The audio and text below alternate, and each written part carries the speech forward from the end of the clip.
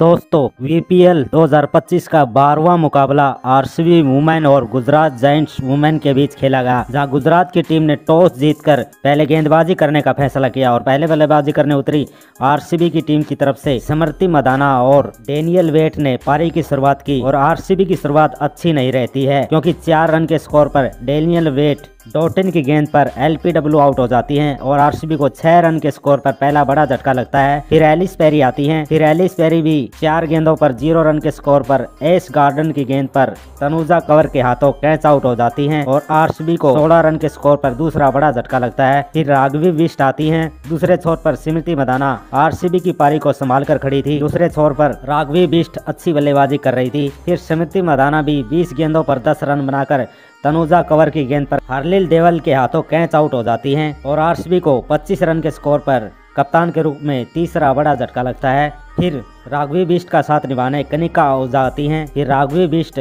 कनिका आहूजा के बीच शानदार पार्टनरशिप होती है। दोनोों ही बल्लेबाज अच्छी बल्लेबाजी करके आरसीबी के स्कोर को 70 रनों के पार पहुंचाती हैं। लेकिन फिर राघवी बिष्ट भी 19 गेंदों पर 22 रनों की पारी खेलकर रन आउट हो जाती है और आरसीबी को 73 रन के स्कोर पर चौथा बड़ा झटका लगता है। फिर ऋचा घोष आती हैं। दूसरे छोर पर कनिका आहूजा भी 28 गेंदों पर 33 रनों की पारी खेलकर तनुजा कंवर की गेंद पर कैच आउट हो जाती है और आरसीबी को 78 रन के स्कोर पर 5वां बड़ा झटका लगता है। फिर वेहरम आती हैं। दूसरे छोर पर ऋचा घोष भी 10 गेंदों पर 9 रन बनाकर काश्मी गौतम का शिकार हो जाती हैं और आरसीबी को 99 रन पर 6ठा बड़ा झटका लगता है। फिर किम गार्थ आती हैं। किम गार्थ और वेहरम के बीच शानदार पार्टनरशिप होती है। ये दोनों ही बल्लेबाज आरसीबी के स्कोर को 120 रनों के पार पहुंचा देती हैं। फिर किम गार्थ 15 गेंदों पर 14 रन बनाकर डॉटिन का शिकार हो जाती हैं और आरसीबी को 122 रन पर 7वां झटका लगता है। फिर राणा आती हैं। आरसीबी की टीम 20 ओवर में 7 विकेट के नुकसान पर 125 रन बना पाती है। अब गुजरात को यह मैच जीतने के लिए 126 रन बनाने थे और गुजरात की तरफ से बैथ मुनी और हेमलता ने पारी की शुरुआत की। गुजरात की शुरुआत अच्छी रहती है। इन दोनों ही बल्लेबाजों के बीच अच्छी पार्टनरशिप होती है। लेकिन फिर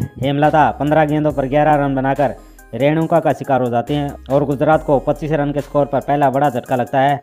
फिर हरलील देवल आती हैं। फिर हरलील देवल अच्छी लय में बल्लेबाजी करती हैं। दूसरे छोर पर बैथ मुनी भी 20 गेंदों में 19 रन बनाकर रेणुका का शिकार हो जाती हैं और 32 रन के स्कोर पर गुजरात को दूसरा बड़ा झटका लगता है। फिर गार्डनर आती हैं। ये दोनों ही बल्लेबाज गुजरात की टीम के स्कोर को 60 रनों के पार पहुंचा देती हैं। दूसरे छोर पर हरलील देवल भी 10 गेंदों पर 5 रन बनाकर जॉर्जिया का शिकार हो जाती हैं और 66 रन के स्कोर पर गुजरात को तीसरा झटका लगता है।